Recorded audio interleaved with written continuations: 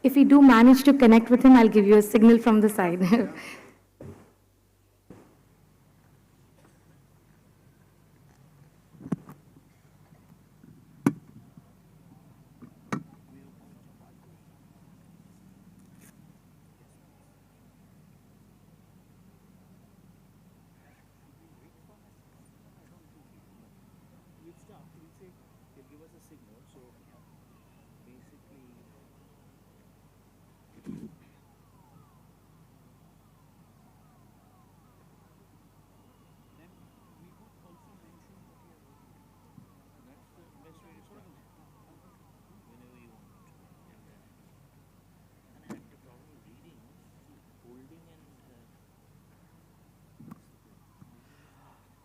Good evening, everybody. Welcome to this last session for this evening.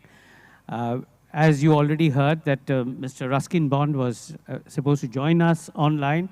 We were also looking forward to it, but apparently he's not feeling too well.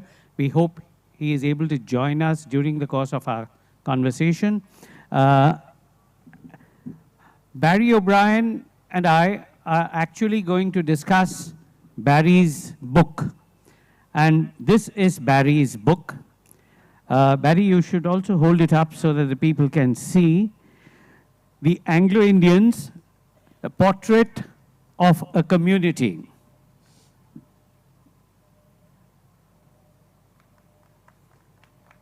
Thank you.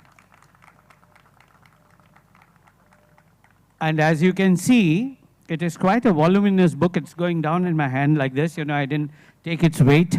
But at the very outset, Barry, I must say, I have gone through the book, and I think it is a very, very painstakingly researched, very thoroughly researched, and very well articulated book.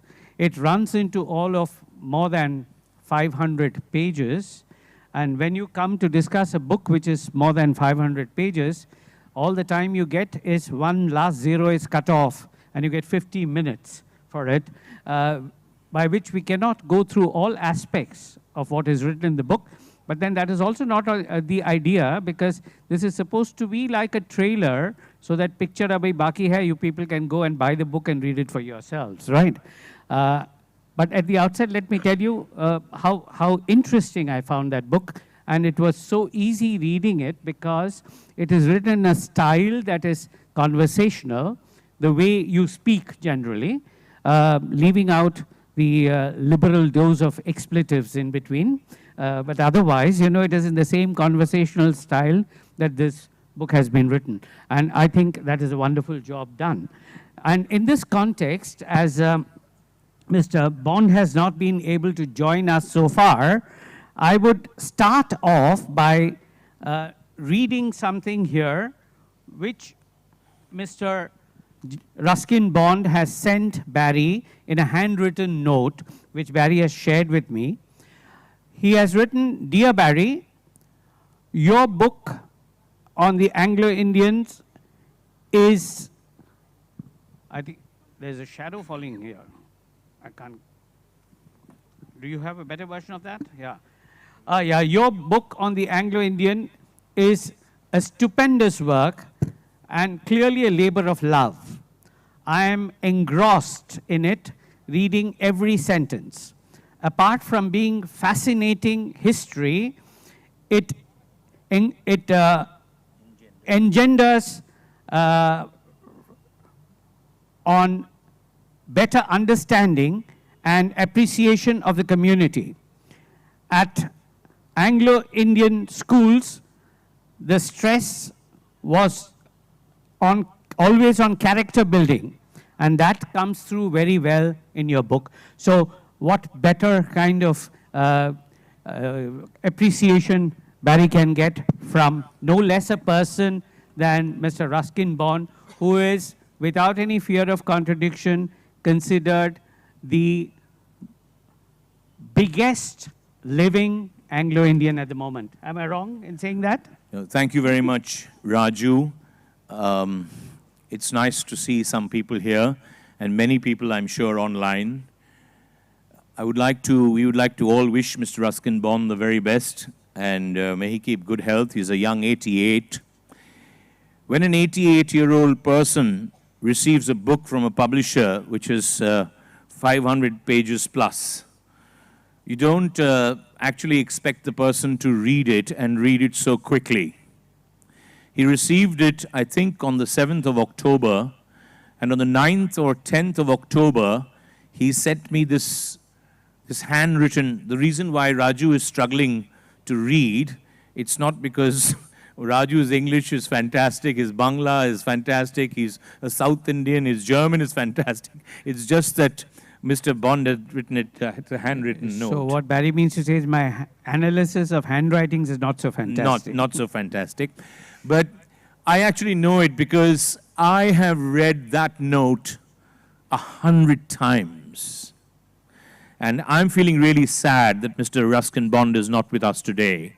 But only 2% sad, because 98% has been taken care of by that note. A handwritten note from the great Ruskin Bond, clearly the greatest living Anglo-Indian. And if you were to list maybe 5 Anglo-Indians, the greatest of all time, Ruskin Bond would be one of them. Can we have a round of applause for this great man? So simple, so humble, so brilliant in his simplicity. I wish I could read many parts of my book, one of the parts is on Ruskin Bond, just a paragraph or so on how simply he wrote. But to come back to the letter. So, as far as I'm concerned, I have already won the private Pulitzer. If Ruskin Bond, how many of you would feel the same way if Ruskin Bond wrote you, it is a handwritten note saying, it is a stupendous work.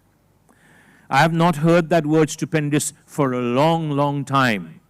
And when it comes from someone like Ruskin Bond, you should take it seriously. So I'm humbled, sir. Thank you very much. I'm sure he's watching or he'll watch it later. I'm really, really humbled. My wife Denise and I, we squealed with joy and I think celebrated with several, not Denise, she must have had some juice. I celebrated with several whiskeys because this was a very special moment.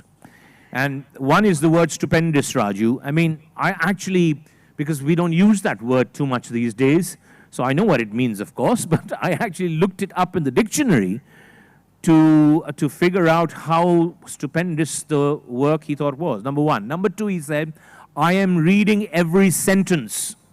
Now that's huge. And my suggestion and advice to all of you, of course I want you to read the book, but please don't read every sentence and read every sentence. You're reading every sentence. No, read every sentence in bits and pieces. Treat it like a buffet.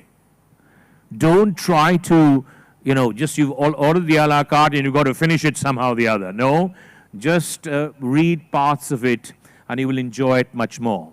Back to his letter where he says our schools have been a character, building of character, which we'll come to, Raju. Raju will surely refer to it. And the last, another point that he made was, basically he says that it gives a wonderful sort of a mirror image of what the community is, as opposed, I think, to what it is perceived to be. So, a tribute to Mr. Ruskin Bond from me. Thank you very much, sir, for that.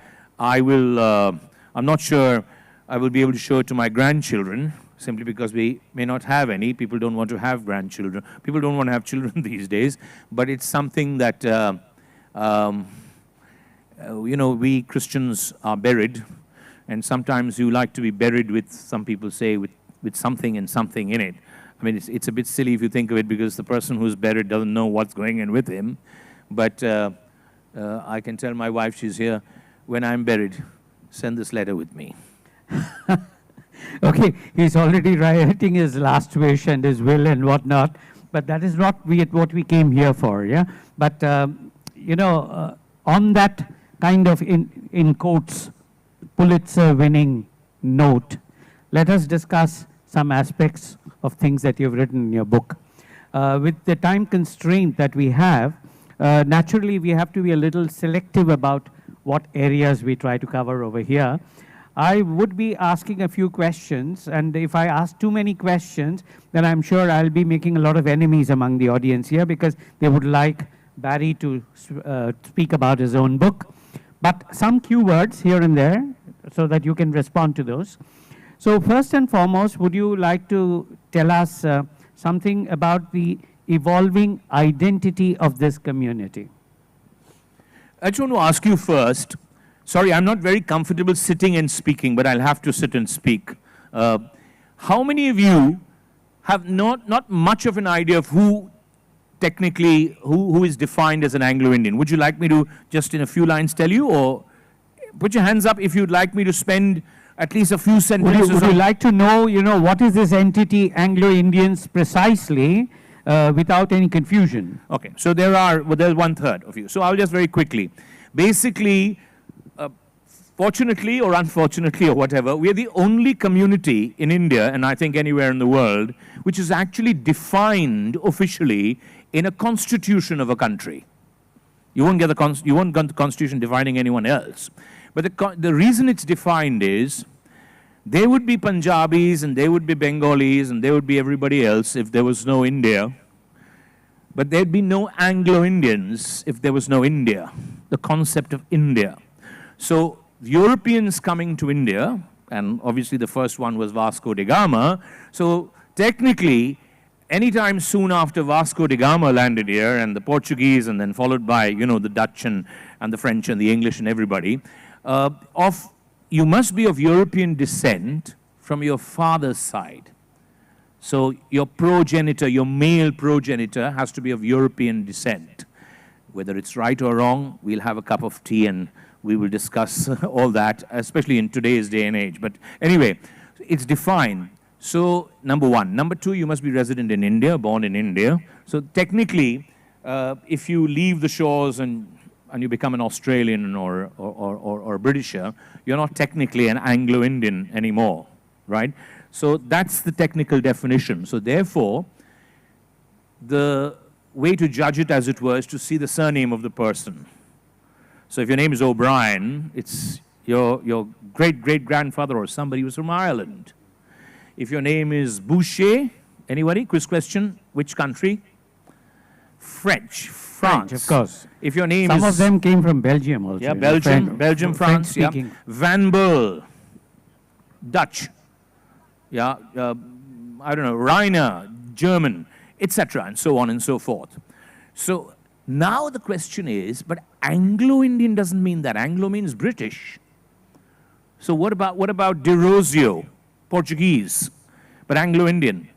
So really, the correct name would have probably been Euro-Indian, because you could be from anywhere in Europe.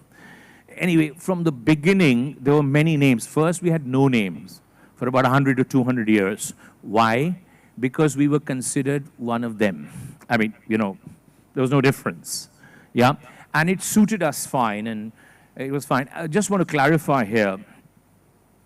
The community didn't happen by happenstance. It just didn't happen. The Portuguese first, who were very intelligent people, and the British, also very intelligent people, created this community deliberately, like in so many other places, so that they would have a community which would be not local and not yet them, because they couldn't keep bringing all their people over here. It would be more expensive, it would be difficult, the Suez Canal wasn't built, etc. So here was a community being created by them for the purpose of easier trade, for easier communication, if you know what I mean. And then let's give you an example. The railways were built from the 1850s odd. A Britisher to go deep into the jungle, infested with snakes and rampant cholera and mosquitoes, would find it really difficult. Would think twice about going there. Yeah, would think twice. But there was this Anglo-Indian guy who was, okay, he'd think, then he would be able to communicate. Many Anglo-Indians, even then, spoke some amount of whatever the local language, etc. So this community was created, right? So I think it's quite clear now. And then, as people who colonize places usually do, they start playing tennis or badminton with you. Tuck, tuck. They just hit you around and pass you around. So my community also got hit and passed around. In the late 1700s, there were, between 1780s and 90s, there were 3 orders passed. 3, which really put the community in the corner, good and proper. I'm not going to go into it. It's there in the book, deliberately, something about, you know, the children couldn't go back to the UK and they couldn't join the military service where we were shining. Or they were only so you could go and be the guy who's blowing the bugle or he's doing something else, but you can't go for the top post. Anyway, so therefore, the community suddenly was on the back foot. I'm trying to give you the capsule of the history of the community within a few sentences. And then, in the early 1820s, 30s, there were 3 or 4 chaps. One was Henry de Rosio, a poet, the first national voice of India, who gave the concept of India in that sense, cutting across all languages. Nobody had done it. He was the first. His mother was of British descent. His father was Portuguese. And there were the Kidd brothers. They were great shipbuilders, etc. Kidapore, named after them. Kidd brothers. They were spelled it K-Y-D. Anyway, and there was this great man called Ricketts, John William Ricketts. These guys got together and said, hang on, we're not being treated, I mean, we're just somewhere in the middle, you know, and we're not sort of, we need to do something about it. Anyway, I won't go into much detail except to tell you that they actually had a meeting on Ripon Street. And ironically, that's where so many Anglo-Indians lived for so long. And they got together and they had a meeting and they decided a couple of things. One is they decided to start their own school, not depend on the British. Anyone knows which school was, except Denise? Anyone knows? St. Paul's, Darjeeling? Actually started there. It started there, okay, then it grew. And they had a meeting and said, listen, let's take a petition down to British Parliament. Can you believe in those days, John William Ricketts went as the representative of the Anglo-Indian community, sailing for months, right around Madras and on right through, and the Suez Canal was 30 years off, and went and came back and gave the petition, etc. Things got better. Unfortunately, the kismat of the community, kismat is such an important thing, that was not with us. All 3 or 4 of them died, some in their, De Rosio in his 20s, somebody else in their 30s, somebody in their 40s. And if people tell you, young people over here, if some people tell you, what difference can you make? 1 person or 2 persons, etc. You need a whole team. Don't believe them. 1 person has to start, has to lead, and then you get 2 or 3 others, and then the movement continues. These 3 or 4 people died, and the movement finished, and the community just went till 1857. So what happened in 1857? Did the British need us? Did the British need the Anglo-Indian community, those boys and girls not paying attention over there in the middle rows? Did the British need the Anglo-Indian community? Yes. When the revolt happened, which we call now the First War of Independence in 1857, you all know the story, guess what he made the Anglo-Indian do? Stand by him. And the other community that stood by them, the Sikhs. The Sikhs and the Anglo-Indians stood by the British in 1857. Now, I'm a bit of a maverick of sorts, and I like, you know, there's an Anglo-Indian... That is an understatement. A bit of a maverick of sorts. Raju knows me well, and he's also like that, actually. Some of us are born chubby masters, if you know what that means, right? So he's a South Indian chubby master, I'm an he's a South Indian Bengali chubby master, and I'm an Anglo-Bengali chubby master. I've written over here, what would have happened if the Anglo-Indians and the Sikhs did what happened in some other parts of the world, where they didn't go with the colonizer and they went with the local? You know what would have happened? Colonized. They went with the colonized. Yeah.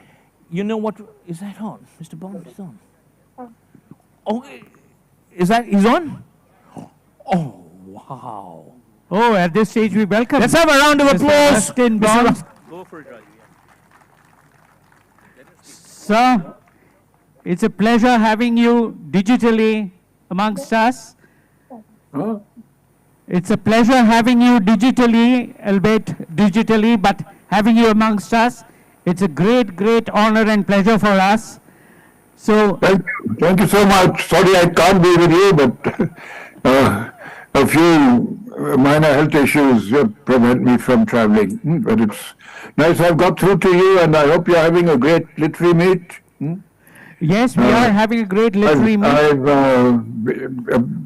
been a part of so many of them, I think at least 5 over the You past have year. been a regular and you have been such a hit at this literary meet that people Thank are you. missing you in this meet physically. Thank you. I'm missing Kolkata and all my readers there, young and old, and friends, and all the association I've had with your great city over the years. We have just been discussing Barry O'Brien's book on the Anglo-Indians. Yes, I have it. I've enjoyed reading it, and he's very kindly even quoted me in 1 or 2 places. And I think it's a very valuable book, and not a boring one. It's full of anecdotes and about the Anglo-Indian community and its history, and it's important, I think, in the history of it, in the last 2 to 300 years of Indian history, anyway. Yes, a book to keep and treasure. Thank you very Yes, Thank you Barry. very much. Thank you, sir. This is Barry here. Yeah, I want to thank you very much. In Bengali, we call it Guru Dokkhina. In Hindu, it's Guru Dakshina. It's really something that I offer this book as a Guru Dokkhina and a Guru Dakshina to the greatest living Anglo-Indian and one of the greatest living Anglo-Indians of all time. That's you. Oh no, they are very kind. I'm a very humble Anglo-Indian from a very humble background too, and I think I've been fortunate, in also being an Indian Anglo-Indian and growing up here and being able to. I think I wouldn't have been such a good writer if I'd been living anywhere else, because there's so much here to write about. You never run out of a story in India.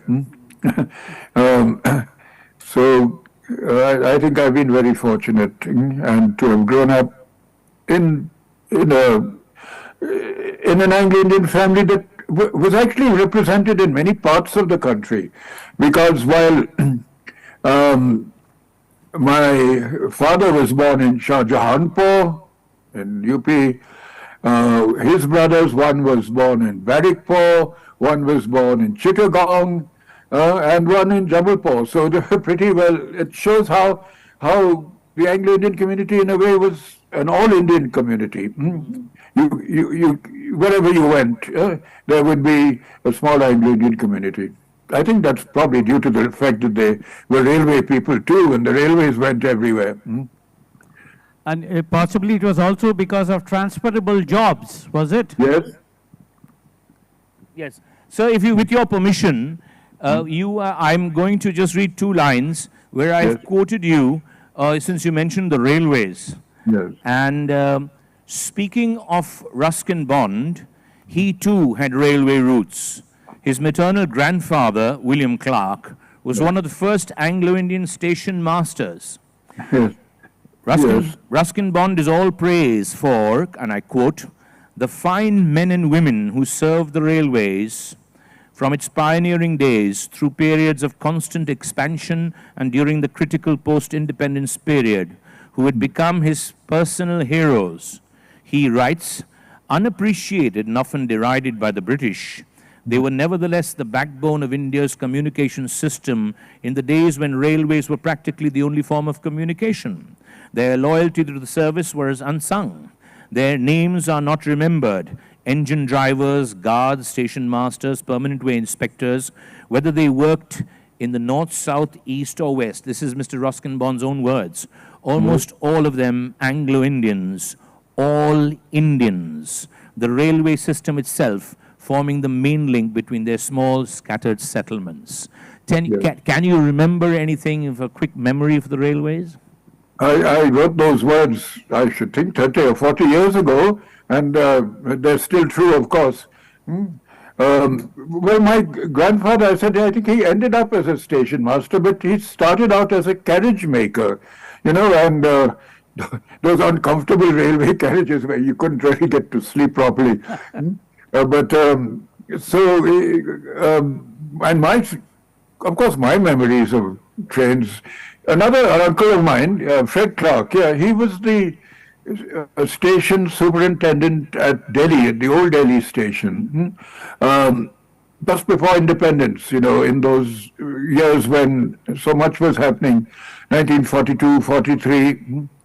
And whenever I was going up to school in Simla, I'd stop by and at his office in the Delhi railway platform, and he'd give me a lunch or a tea or something. So there were, and of course there was that small train that took us up to Simla and to school, which was always great fun. We didn't have, in the 50s, 60s even, air services were not as advanced, or they didn't go to so many places then. So you had to travel by rail. Wherever you went, it was by train. And sometimes on very long journeys, you had to change trains. And of course, I got lost once on the Ambala railway station, and I wrote a story about it. I was only 10 at the time, and I was taken over by a strange lady who for some strange reason passed me off as her son. Well, I wrote a story about it. It was called "The Woman on Platform 8." It's one of my well-known stories. With Raju's permission, yes. sir, since you've mentioned school, and that letter, we were talking about it before you came on, you sent me a handwritten letter, which I have shared with my wife and a few close people. With your permission, I'm actually going to share it with the rest of the world, asking you for permission, because for me, it's the private Pulitzer that I've received from somebody like you. Besides you calling it a stupendous work, you have mentioned over there that I have brought across what Anglo-Indian schools stood for. They were great places of character building. So if you could just speak a little about our schools. Yeah, because that's a very important aspect. Well, of course, in those days, these were residential schools usually, in the hills too.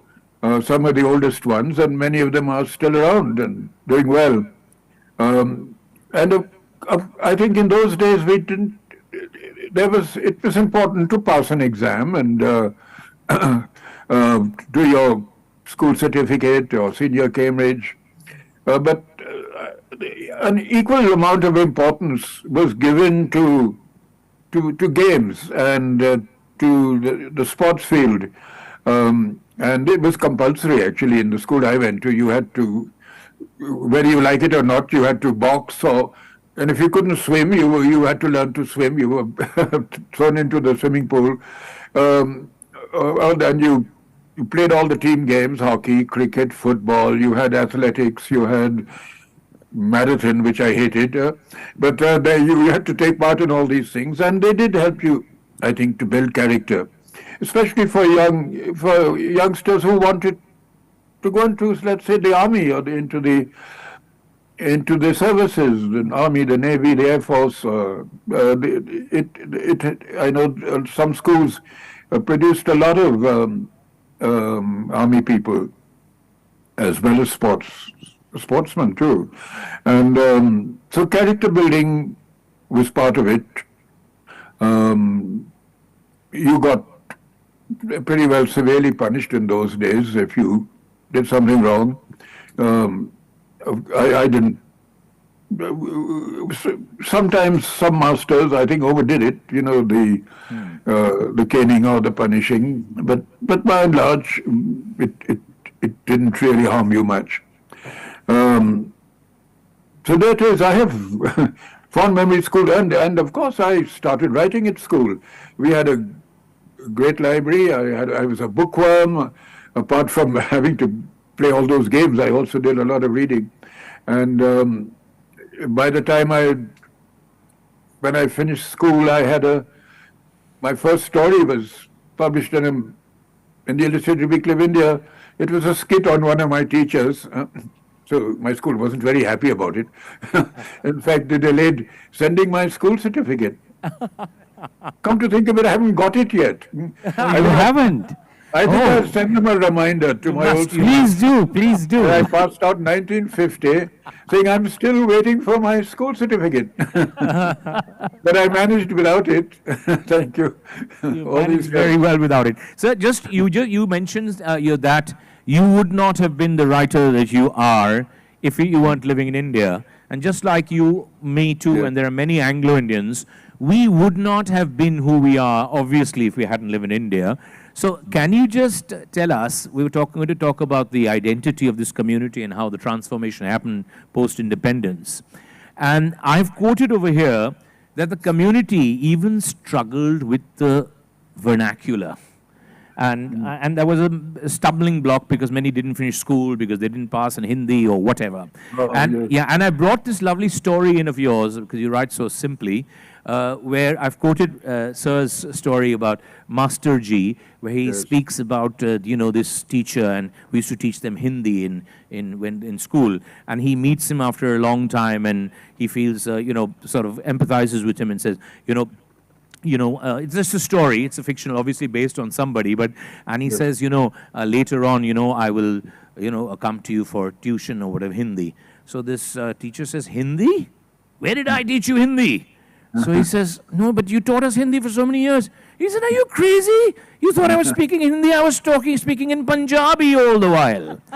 So the teacher says that, am I right, sir? So tell us about how did this happen? How did you feel? Independence came. You didn't know Hindi?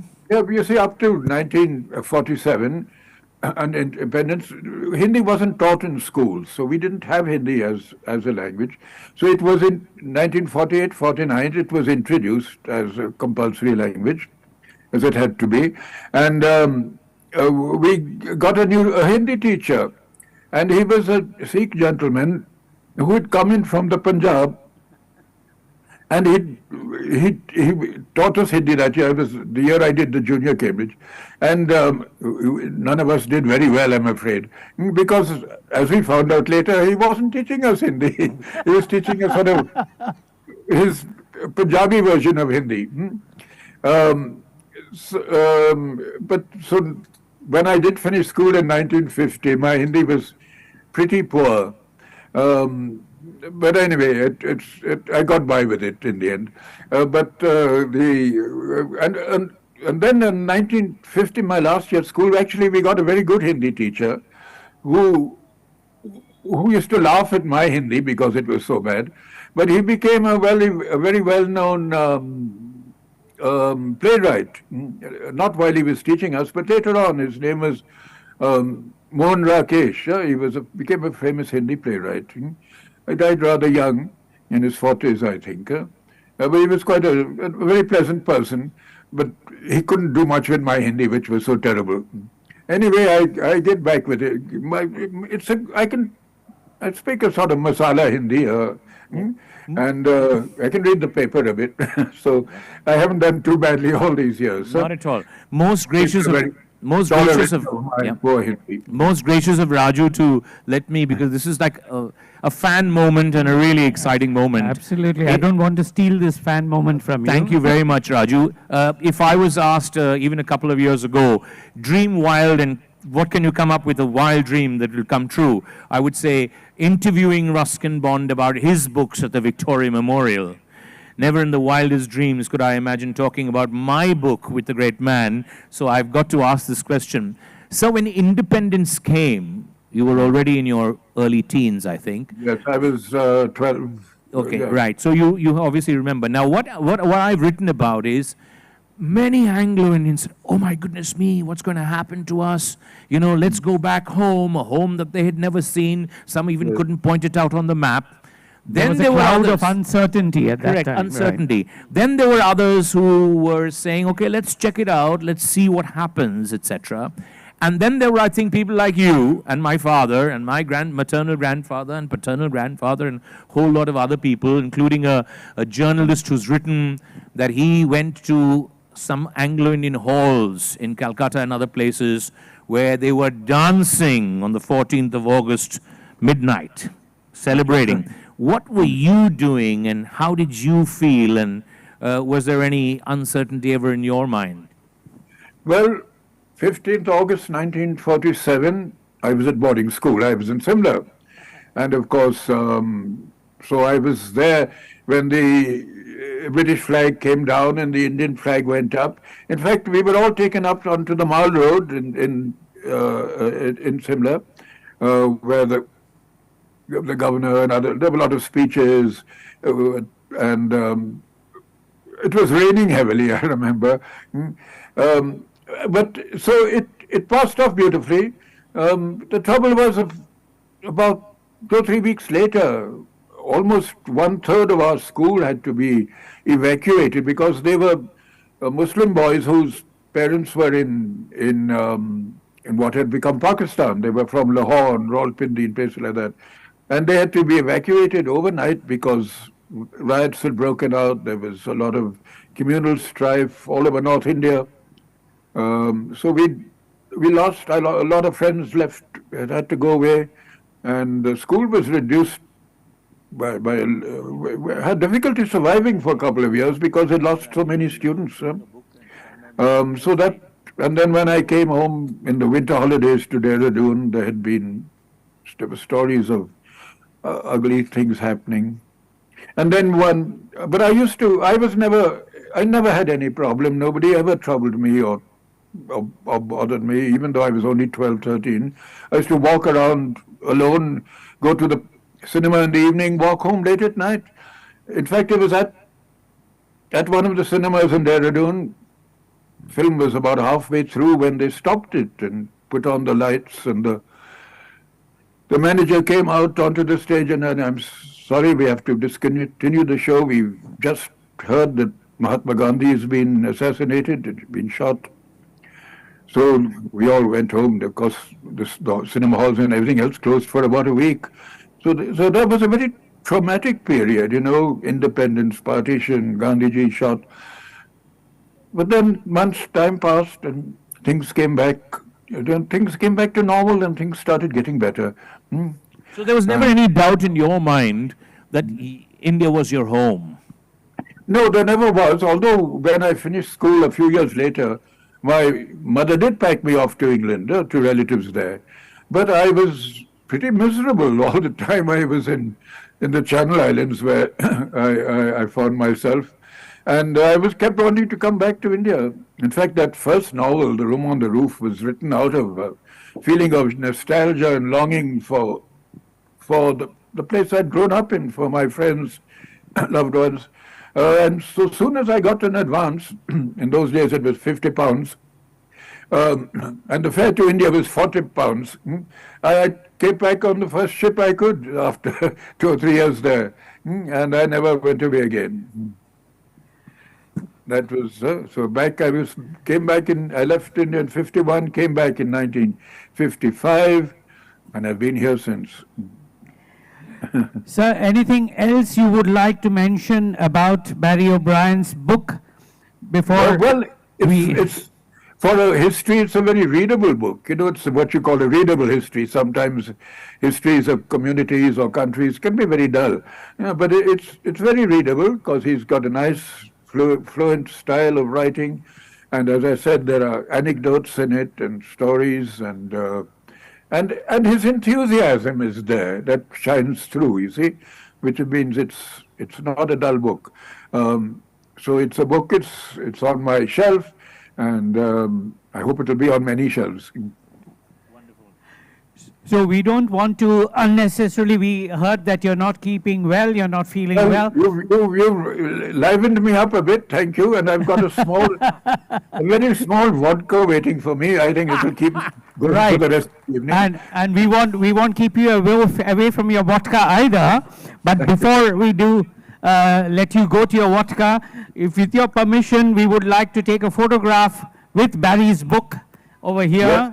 And with I you. wish you to warn me. I'll have to go leave the room now. And No, that's okay. We've got the book, we sir. have got the you've got the book there. We have got Yeah. the book here. So we are standing on two sides of the screen, That's right. and the little bit of Raju and the lots of me, and you're right in the middle over there. That We're is a holding my natural book. phenomenon, a little bit of me and lots of Okay. him. And I'm just going to, with your permission, read Barry, read 7 lines to you, 7 lines to the audience.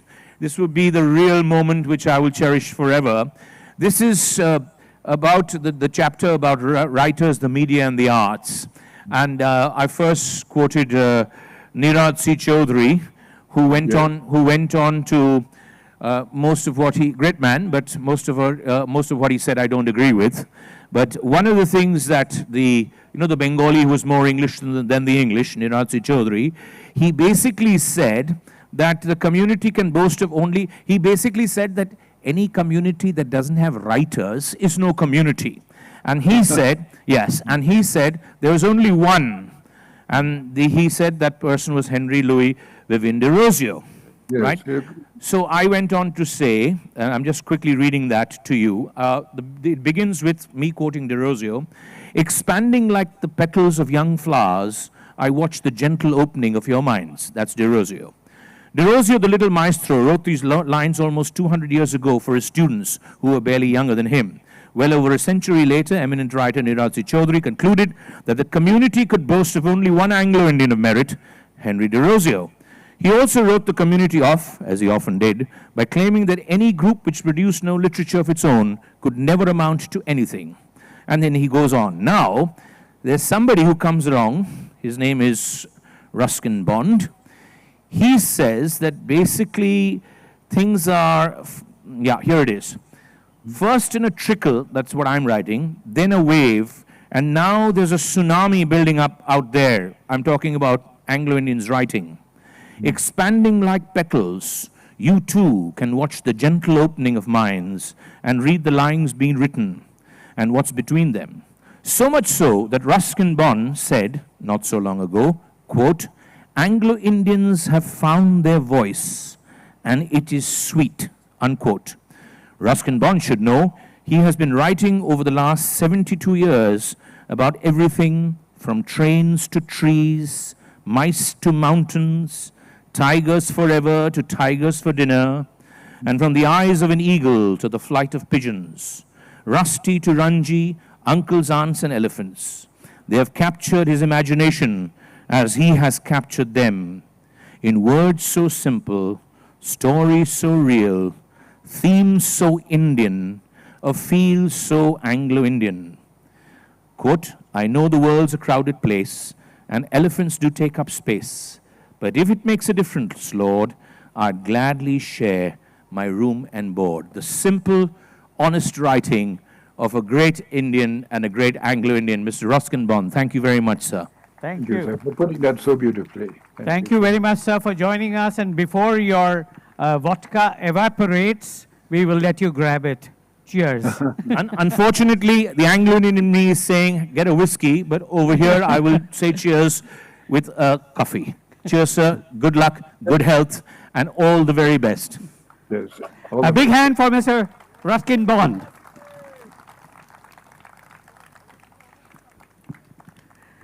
And with your kind permission, I think we will go on with the discussion with Barry O'Brien because there are a few more questions he has to answer. Yeah, I could go on answering, but I'm just feeling like I've scored the century now. We'll just see how many more runs we can get. Okay, we'll let you get your double century as well. You see, we have talked about the evolving identity of the community, right?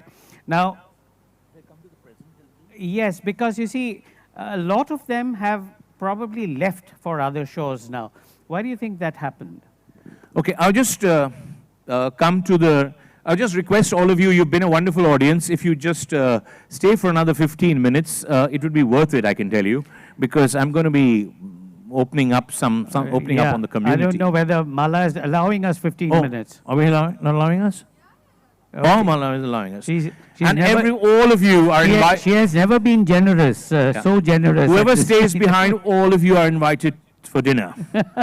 It will be served on your dining table at home. Enjoy it. Well, I'm quickly going to speak on the identity just to think. Can you imagine, okay, so this went on, and in 1942, that's just a few years before independence, in the Dalhousie Institute, where Raju and I are members, at the end of every program, they sang God Save the King. Not 1842, friends, 1942. And a few years later, things changed. In 1932, that's how many years before independence, 15 years or whatever, at the Olympics, in the hockey team, there was a chap, his surname was H-I-N-D. I think his name was Arthur Hind. H-I-N-D, and I've written in brackets, not pronounced as in Jai Hind. He's Hind, right? He was the substitute goalkeeper, and he refused to wear the pagadi and the formal official, what do you call it, official wear of the team. And they were sending him back on disciplinary grounds, 1932. We Anglo-Indians have our own style and way of managing things, so I bet all his friends got around him and Don't we know that? I bet his friends got around and said, "You fool, wear the pagadi, it looks nice also." So he wore the pagadi because they were sending him home. And home was Kolkata, right? And, India. He wore the pagadi and came with it. It's 1932. Cut to 16 years later, Olympic Games 1948. Leslie Claudius, Anglo-Indian, writes how choked he got and how emotional he was when the Tiranga went up and the tricolor went up and the new Indian national anthem, not like you and I know it in our sleep. The new Indian national anthem was being sung or played and the Tiranga went up and he was choked. Friends, what I'm trying to tell you is in a decade or two, less than 2 decades, the community had completely, voluntarily changed its identity and said, hang on, we're Indian. You know, now it's not a big deal now, but imagine almost At point of time. Almost 100 years ago, you know. Yes, there was a big identity issue. Why? Because they were in the police. They were in the lawmaking. You know, the Britishers were very clever. All these things with the danda, they gave the Anglo-Indian. So the Anglo-Indian was on the street, keeping the law and order. Now that the British were going away, they were wondering, Anglo-Indians were wondering now, is the Indian going to come with a danda for me? Right? And there are lovely anecdotes. Mr. Ruskin Bond is absolutely right. If there's one reason why you'd like the book, it's full of stories and anecdotes. I can only endorse that. Lots of stories. You know, not just theory, you know. And one of the stories is this policeman is just doing his job. And, you know, whatever it is, our people are very serious about their jobs. And he knocked Nehruji over. Not Nehruji then. Freedom fighter Jawaharlal Nehru knocked him over. And the story is that he and his wife and children were at home and they threatened him. They threatened him. And then suddenly, somebody came one night, just after independence, and killed both his baby girls. And overnight he had to leave. What I'm saying to you is, do you know that the person who formally arrested Mahatma Gandhi on the Dundee March was a young Anglo-Indian officer? So tongue-in-cheek, I've written, you can say that an Anglo-Indian participated in the Dundee March, but actually on the other side. On the other side. So imagine from that, now with them going away, the fear psychosis, so all that happened. Those who felt, no, this is not for us, they were very depressed and they left. like Mr. Ruskin Bond said, many of them went there and said, oh my goodness me, this place is so cold. It's so dark. It's so post-World War dark, and everything is being rationed. You have stories of women saying, ladies and girls saying, I'm not going to the bazaar. They weren't going to the bazaar over here. They had servants, etc. Life was very different. Some of them did come back, in fact, like Ruskin Bond. Most didn't. They struggled it out over there, and they made it over there. People over here, many made the mistake of, we had some job reservations, and until the early 60s.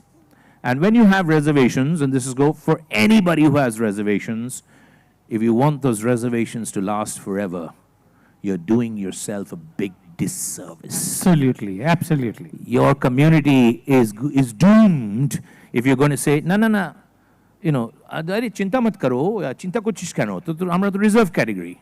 That's the wrong way. Reservations are not for that. Reservations are for a time, for a particular period of time. The Anglo-Indian community, unfortunately, we sat on our hands, didn't get our children educated because they'd get the jobs. In the early 60s, we knew it was going away. It went away. The 60s was, oh my goodness me. That came the second exodus. So the first one, to answer your question, Raju, was let's go home to the UK, okay, to a home that they'd never seen.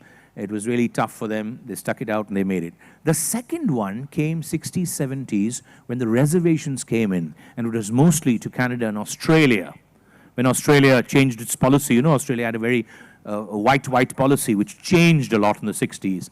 And then many plane loads of group captains and wing commanders and hockey players and everybody vanished, because the children, they were worried about their children not getting jobs, would they manage with the vernacular, the reservation wasn't there, etc.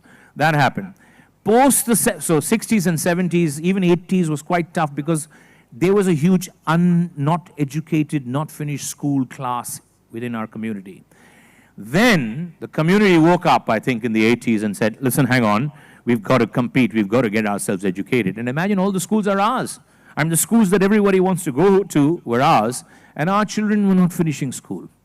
I'm very happy to tell you, Raju, that post the 80s, the community's single focus is the education of our children. And that has transformed our community. We are now perhaps not as happy-go-lucky as before. You know what I mean by that? Not so easygoing, not so good in sport, and we don't dance as much as everybody else dances also. Except at the Dalhousie Institute. Except at the Dalhousie, and the Rangers Club, and the Grail Club, etc. But what I'm saying is that the community has realized that we have to compete with everybody else. So our children say, hang on, I want to study. And I'm very happy to tell you, and I'm saying this not just as the writer of this book, but as the President-in-Chief of the All India Anglo-Indian Association. We have 63 branches across the country. I'm very happy to tell you that the Everest moment of our community is around the corner, which basically means the high point of the community. Why? The dropout rate is really low, and our boys and girls are finishing school, going to college, going further beyond that, which is for the first time. It's only happened in the last 20 or 30 years. So and our identity, there's no question about it, maybe because the lines have blurred. We look like everybody else, so everybody else looks like us. People want to learn our mother tongue, that's English. People want to go to our schools. People want to go to our clubs. So now there is no identity crisis and issue as there was till the 60s or 70s. Right. But set aside identity crisis for a moment. Even this kind of dedication to the job, which you were talking about, that job at hand, if you had to do a job, you had to do it properly. How much of it was going into and being responsible in the subsequent nation building post-independence, where certain categories of jobs, the job givers would consciously choose Anglo-Indians because they knew that they would be dedicated to their job fully? Raju, you've put it across very well. I basically would just like to I'm just going to cut it really short now, that the first the nation, the contribution of the Anglo-Indian community to the nation, as far as I'm concerned, I'll come to the jobs later. First, the women. Can you believe 100, 120 years ago, when women of other communities, you ask those people who are sitting here, your grandmothers 100 years ago, or your great-grandmothers, were they working? No. They were homebound. Good mothers, okay, but homebound, good wives. But the Anglo-Indian girl had to go out or wanted to go out.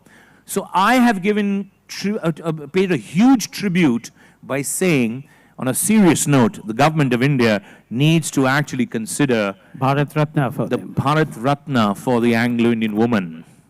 Not just one woman, the Anglo-Indian woman. Because picture in the 1920s or 30s, nobody's going out. The Anglo-Indian woman stepping out. As a nurse, imagine she's cleaning the wounds of a stranger. And he's probably lying there in pain without any clothes on.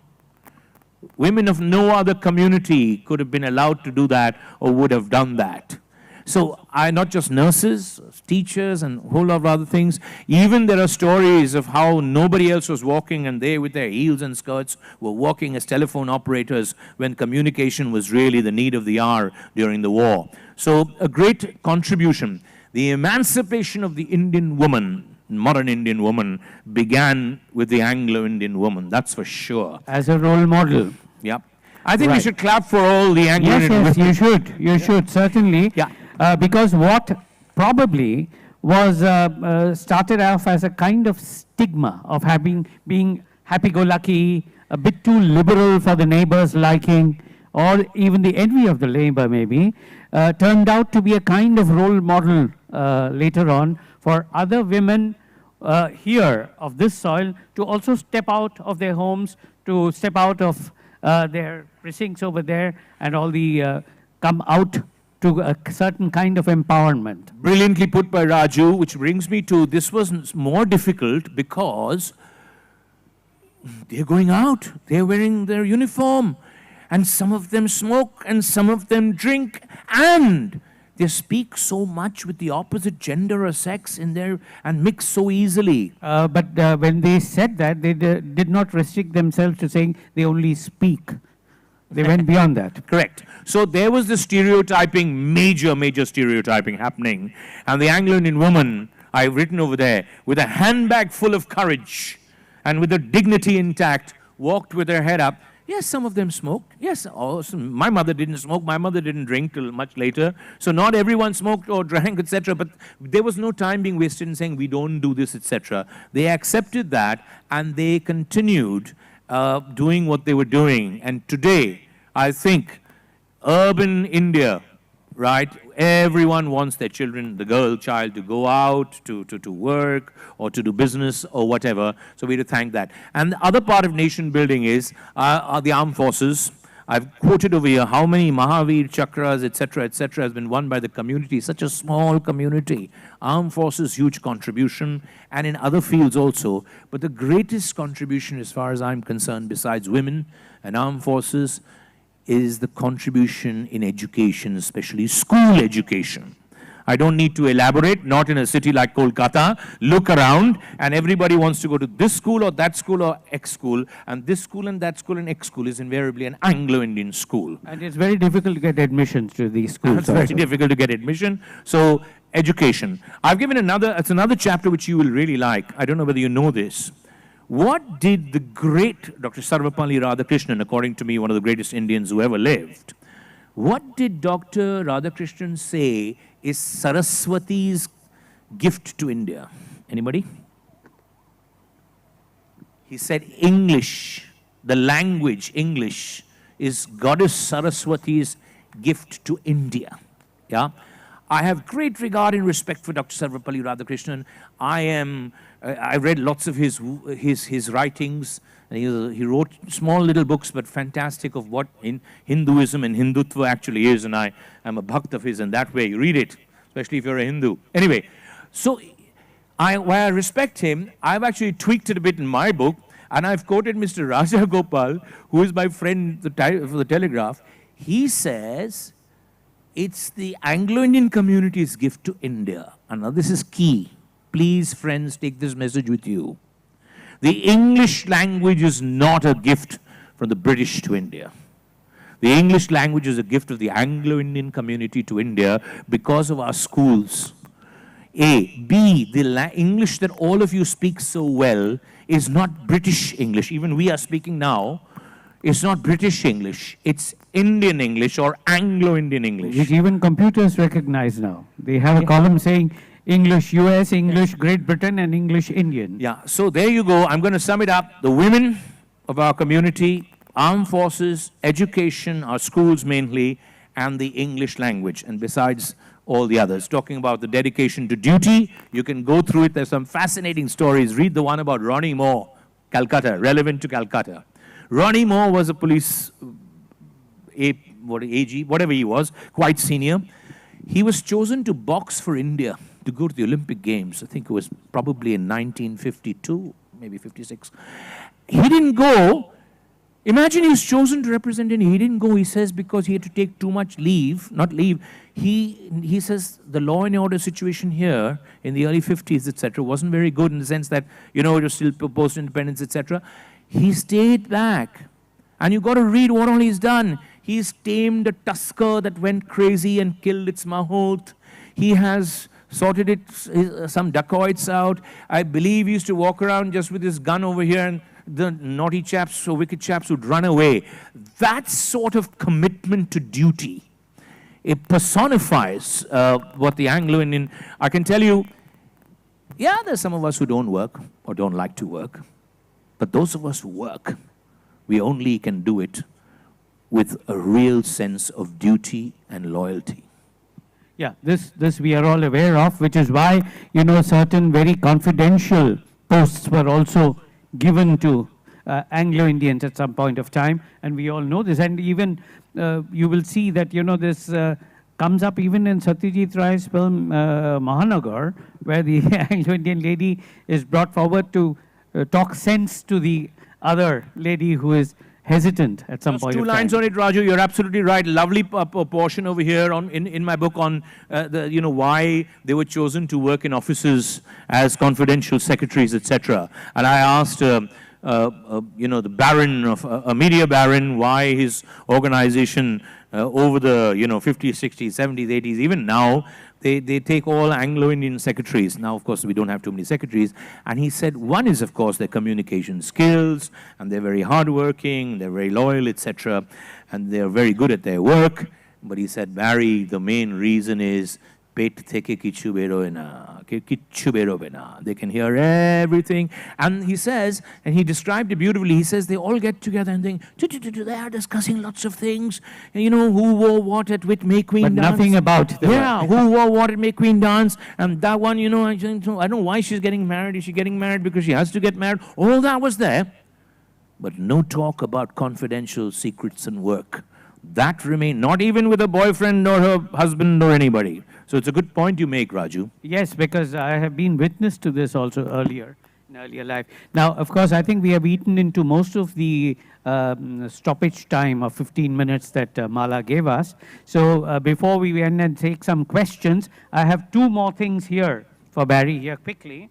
One is the Anglo-Indianisms, which finds a couple of pages in your book, and we cannot stop this conversation without going into that. I've just picked some at random, you know.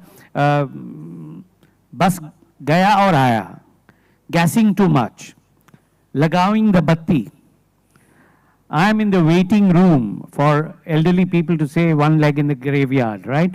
I have a different take on that. I would say we are in the departure lounge, but thankfully the flight is delayed, right? And line lagawing and pakka, or something that has come from Tamil as well, you know, machan with the N left out, you know, machan for brother-in-law, or chugli karna, as you use it very often. Which one? Chugli. Chugli. And or things like saying that they went in the ricks with their chicks to the flicks, yeah? Or Barry Saab ko salam dena. Or the very simple, yeah, but I am saying Barry Saab ko.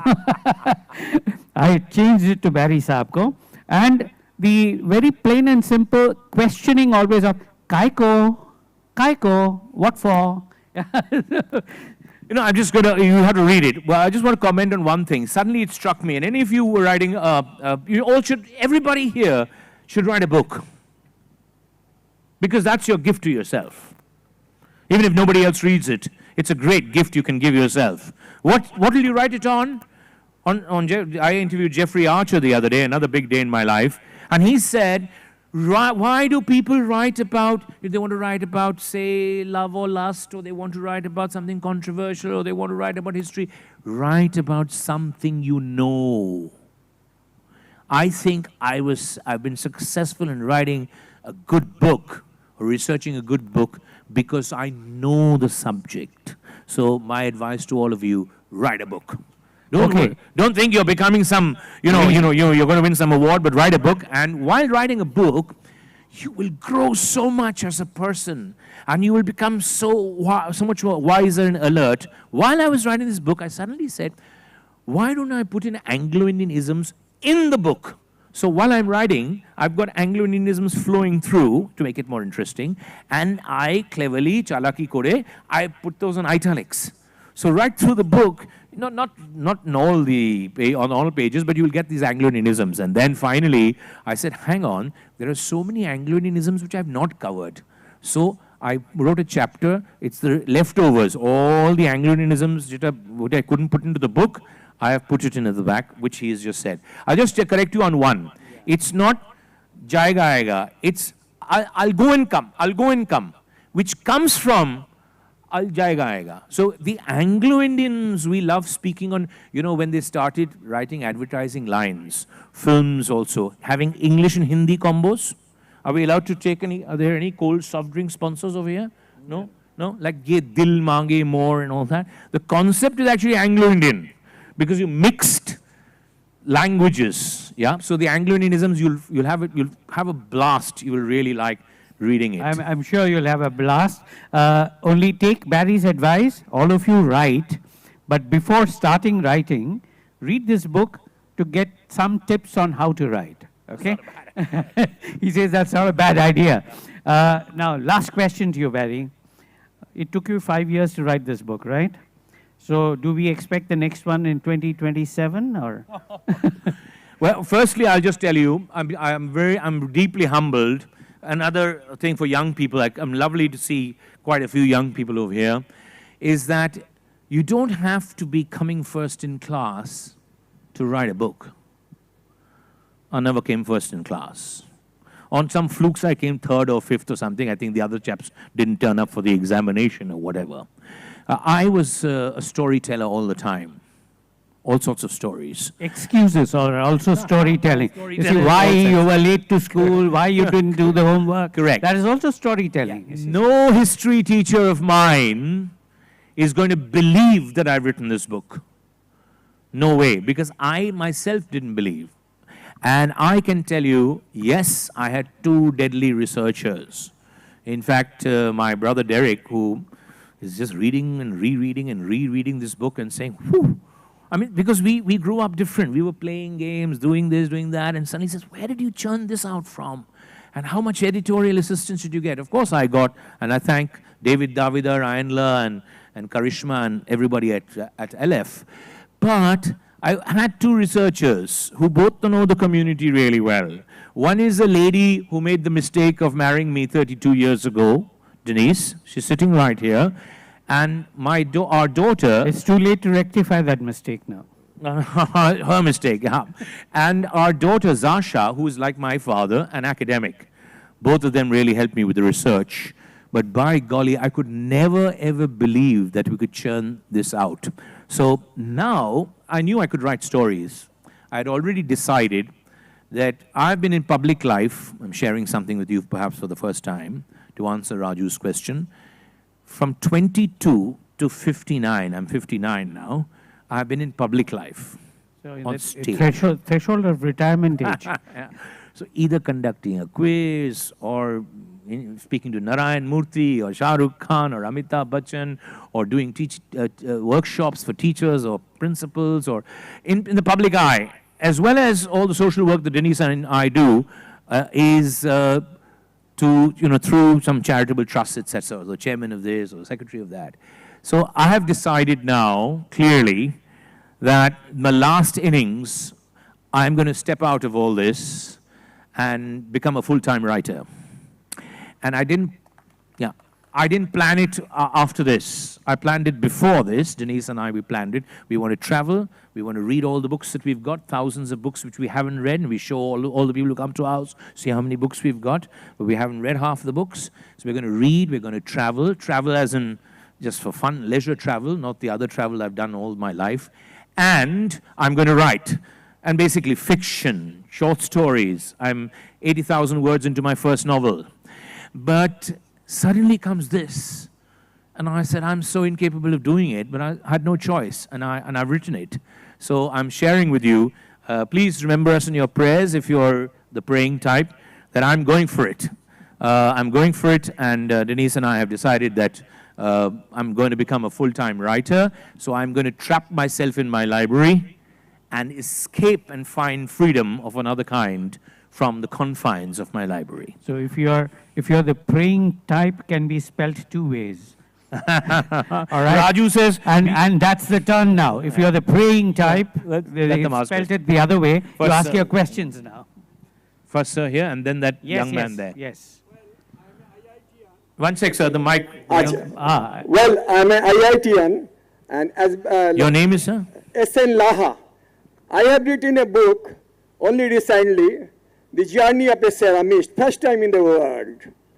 Being an engineer, as well as I have moved in the literature. My one or two questions to you. When Ruskin, I am telling Ruskin because I'm a great fan. I met him in his house in Missouri.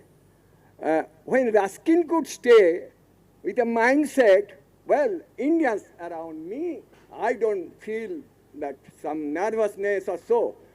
Then, why the others felt like that? And I am studying my work in Burnpur. Lot of Anglo-Indians working under me. They flown to Australia or New Zealand. What is the problem? This is one. Second question is that, can you tell me that your population is growing or down? And vis-a-vis, let me know. Increasing or decreasing? That's what definitely decreasing. Yeah. All right. But say for example, Muslims, the first are decreasing the population. No, your question is very clear. You have asked about the Hindus are not declining so fast. Okay, sir, thank both you. your questions are very clear. Thank you very much for your questions. Thank you. The first part I've already partly answered. There's no one size fit all. There was Ruskin Bond, Neil O'Brien, Bunny Jordan, my grandfather, and Amos Peter O'Brien, and now me and others. For us, India was always home. It was not a thing. So those who wanted to go thought that there'll be a problem, and they went first. Second time they went, like, oh, my father is already gone or my brother is already gone, a reunion syndrome. Then, sir, people started going for reasons why Bengalis also went. Apni janen Bengali koto chole geche, Gujarati koto chole geche, there are more Gujaratis in London than everyone else. So the final reason was why others went. But in the beginning, it was insecurity and that. And this last question is, we are about 4,400,000, which is not, it's not smaller than what it was then. And consider this. Anglo-Indian communities, like many others of your grandparents, etc., 10 children, 12 children, 8 children in one family, like many others. Now there's 1 or 2. So consider that these people, Anglo-Indian community, like everybody else, they want less children. So what has happened is actually that number of 4 lakhs is a bit misleading. It's a big number because of the number of families. Yes, the definition is such that the number is going down. How long we will last, I've written over here. How long will we last? How will I say? How will I say how long we'll last? But till we last, our culture is going to be there, our schools are going to be there, and we're going to have lovely evenings like this. Yeah, but the decrease is probably mostly due to economic factors. Of bringing up so many children in these days is very difficult. Right. There were some other hands, yes, at the back. Just go there next to him when he's got his hand up. Yeah. And then this gentleman, if you've got a mic here, we'll be ready with him. Thank you for your book. Mr. Raman alluded to There's an echo. Yeah, we can hear you. Mr. Raman alluded to Satyajit. Can you identify yourself? I'm Shubhankar, a student of Shubhankar. literature. Yeah. So I wanted to ask you what you make of the representation of Anglo-Indians on films from Calcutta. Mr. Raman alluded to Mahanagar, but I was thinking of 36 Chaurangi Lane, Bow Barracks Forever, and Konkanas, A Death in the Ganj more recently, which has a Bengali protagonist, but it's set in an Anglo-Indian milieu in McCluskey Ganj. That would have been a topic of discussion on its own, because you're very right. So Barry would like What to is your respond to name? it. Sorry? Shubhankar. Shubhankar, please understand this is not Anglo-Indians of Calcutta, one sec, or Anglo-Indians in Bengal, okay? So what you say is that I've written about Anglo-Indians being represented or misrepresented in many films, right? But it's such a huge topic, as Raju says, Mr. Raman says, I will need sort of, it's a lovely topic, why don't you as a student of literature organize it one day, that in literature, right, and in films, including films, etc., how the Anglo-Indian community has been represented. Anglo-Indian, I'll go one step further, Christian community. I've written over here, it's there. how even Bollywood, how misrepresented the community was, and in some ways quite accurate in some films. Yeah, and even Helen is mentioned over there. Which one was the most authentic? No, I won't agree, because there are many things in 36 Chaurangi Lane which I can discuss with Reenadi and said, if you had asked me, I would have done something differently. See, actually the problem is, you have to treat works as fiction. So if it goes with, all old Anglo-Indians are, elderly people who are teachers, who are lonely, who the pussycat and the silent night is playing, no, you have to treat it as a work of fiction. Yeah, now, what do you ask Bow Barracks Forever? That's a very relevant thing. We'll talk about it. When the film came out, Anjan Dotto is a person I look up to, I admire, I respect. I love his songs. I love him more as a lyricist than a filmmaker. That's between me and Anjan. But the film that he made, Bow Barracks Forever, I was the Anglo-Indian MLA then. And I brought a point of order in the house in the morning after, because I asked for it to be stopped. You know why? Because I respect fiction, but because he used the name Bow Barracks, and the film was about the Bow Barracks coming down, which I said, no, now, if you're basing it on a true story, right, you change its name. If you're saying Bow Barracks, when Bow Barracks was not coming down, that was my aputti, if you know what I mean. So I'd love to meet you after this, and all right. you need to organize something. I'd love to be there. And okay. Raju should be there. He knows lots about films. Somebody else had a hand up here in front. Yeah. Yes, please. Hello, sir. My name is Obiji Chaudhary. I want to ask. What do you do? I am a computer teacher. In a school? In my own center. I have my own center. Okay. He has a center of his own. Actually, you told me that you are planning for writing something new books. So we all know Ruskin Bond as a good writer for the children. So do you have any plan to write for the children that they can get to know these kind of things are very much, whatever the topic you are talking about, they are actually, that goes over the, yeah, aged person. So do you have any, do you want to make some very easy stories so that the children can understand that what Anglo-Indians suffered. Right, your question is very clear. Okay. Would you like to I don't know about Anglo-Indians. I've written the book on the community, and I've tried to make it as simple as possible. I can tell you 80% of this book can be read by anybody 14 and upwards. I didn't have to look up a dictionary. You won't have to look it up because I don't know such words. Yeah. So 14 and up. But what I'm going to answer you is my publishers who have been publishing my book for 35 years, I will call today. And I will say, nobody knows that I've been writing children's books for 35 years. Because he has been writing. I'll tell you how. Because it's my pesha. Okay, this has become my nisha, but that's my pesha. I write school books, curriculum school books, which have fictitious stories in them. So, Akon, you've given me an idea. No, I'm not going to give you the credit because you might meet me and say, Barida, you said this over there. I will already decide. Royalty. Yeah, royalty. I've already decided that I'm going to put together a collection of my stories, short stories and simple stories for children, which is already there. I've just got to put it together, take it away from the classroom, because classroom mein you know, those book lists theke porashonar boi hoye jay.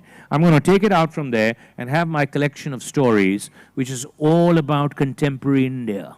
Not about what happened, whatever, all about contemporary, real India. Stories, plays for children. So that's what I mean. Actually, I didn't want to say it. I've written many books which need to be rewritten and represented, if you know what I mean. So yes, lots of children's books are coming up from me. Good, good, wonderful. Well, another question there. Yes, go ahead. Is there a mic for him? Yes, come a little closer. Come a little closer. Yeah, go ahead. Yeah. Abhishek Roy. You see, from the point of view of organizers, when they say that this far and no further, they either switch off the lights or take away the microphone. Day before yesterday, I was in Aurangabad. Yeah. Don't go away. No, don't go home. Yeah. Oh, I thought you were taking the mic your home. face. Yeah. In Aurangabad, and I was the keynote speaker. But they had a girl, school girl, who would come up and say, with about 10 minutes left, 5 minutes left. Finally, she came and said, thank you. I was looking the other way. Okay, so don't worry. Okay, go ahead. Give your name and... Sir, my name is Abhishek Roy. I stay in South Calcutta, right? Family details later. No, we don't want your Aadhaar card number and things, but just ask your question. It's not a question. I know you. You are talking about the classroom training and all that. I know you from my very class 1 standard GK book you used to write. Correct? Huh? No, I'm still writing. I understand. From these books, please do not expect to earn money from books. There are only 10 people in India who earn enough money from books. The rest of them write books for themselves and others to read. So this book, I'm happy everyone should read. But what you're talking about, those GK books are where the royalty comes so that I can dress and eat and sleep. You are absolutely awesome, sir. Absolutely awesome. আপনাকে দেখে আমি বড় হয়েছি ছোটবেলায় প্রথমে আপনাকে ভাবতাম ইংরেজ আপনার গায়ের রং আপনাকে দেখতে এরকম বার খাওয়াচ্ছি না কিন্তু আমি একটু I do have I know how to speak corporate but here না ঠিক আছে কিন্তু you're speaking fine কোন প্রশ্ন আছে কি স্পেসিফিক প্রশ্ন মিস করে গেছি ওখানে চিন্ময় স্যারেরটা দেখছিলাম ওখান থেকেই শিখলাম একটা জিনিস এক সেকেন্ড আমি আবার লিখি একটু মানে লিখি মানে আপনাদের মতন না আমি একটু ওই ক্যাচ লাইন লেখার চেষ্টা করি অফিসের জন্য মানে অফিসের পেশাগতভাবে না কিছু কন্টেস্ট হয় তো সেখানে লিখলে ভালো পারলে ঠিক আছে কোনো প্রশ্ন থাকলে করবেন কারণ এই সেশনটা আমাদের এখন শেষ করতে হবে ask anyone last আপনি রেডি হয়ে যান এক মিনিট নিচ্ছি আপনি কি কোশ্চেনটা লিখেছেন না আমি একটা কিছু এক্ষুনি লিখলাম ওখান থেকে ইয়ে দে আচ্ছা ওটা অফ স্টেজ জিজ্ঞেস করুন ওই বদলে Thank you. I'm glad that you people I have grown up with you people. Thank you so one last question from the gentleman there. Yeah. Thank you. It was a lovely session. And first of all, my name is Narayan Gautam. I have a lot of Anglo-Indian friends. But the problem is that we come to know much lesser than what is expected. Don't you think that Anglo-Indian community who are so much into education and all and institutions, but still they have come up with this kind of book so late? What could be one of the reasons? One. And the second thing is that I had read a book I almost have forgotten, but there also the same thing by some Mr. Muthaiya, I guess. So he has written a book on Anglo-Indians. So out of curiosity, I'm just asking that how different that this book is from that book. I know seeing the volume and the volume is shaped. That you would know. The last question can be answered easily. You will get to know once you read it. You will know how it is different. Yeah. Anyway, thank you. No, but you asked a very good first part. The community has not projected itself. It's such a small community. It lived first in cocoons, etc., railway colony, in some areas, etc. Now it's different. People are getting to know Anglo-Indians. However, many Anglo-Indians also don't know enough about themselves. This book should have been written many, many years ago by somebody else, but now that it's better late than never, so that's one. Second is, it's been written by, the book you referred to, is written by S. Muthaiya, a great historian from the South, and Harry McClure, an Anglo-Indian. Both of them have written the book. It's an excellent book, right? The first thing is, my publisher allowed me to write more, so it's in more detail. That's also a very good book. Yeah, that's also a very good book. It's obviously briefly told, and I've been given scope to write a lot of stories and anecdotes. You know, I'd really love to have a session with 30, 40 people, jekhane, we can drink what Mr. Ruskin Bond was drinking, and Raju and I will drink what we want to drink, and I could read those anecdotes and ask you to read some anecdotes. Yeah, so that's the only difference. It's in greater detail, and it's got lots of anecdotes and more people. All right, on that note, I would like to say, please give Barry a big hand, and do read the book, and do start writing books as he advised. Yes, the book should be available outside at Mohar Kunj at the book store over there, if it is still open, because we have carried on for so long. Well, I really wish that I could invite all of you somewhere to just the 20, 50, 80 of you here. Some have left, because I think it's wonderful seeing all of you listening so intently. I've got to say a very big thank you to Raju Raman, who is the only Aw-born, I'm making my own language, Aw-born, meaning Bangali, who speaks better English than me, better Bangla than me. Better Bangla English also. No, Bangla than me, because, and thank you very much, Raju, that was wonderful. And I want to say a very big thank you to Malavika and her team.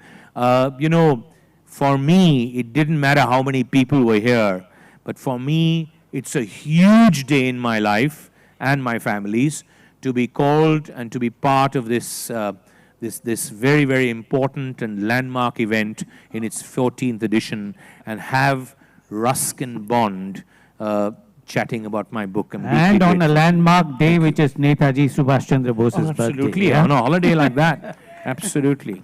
Thank you very much. All right. Thank you. Good night. Thank you so much to both of you for this very lovely discussion, and we hope to have many more such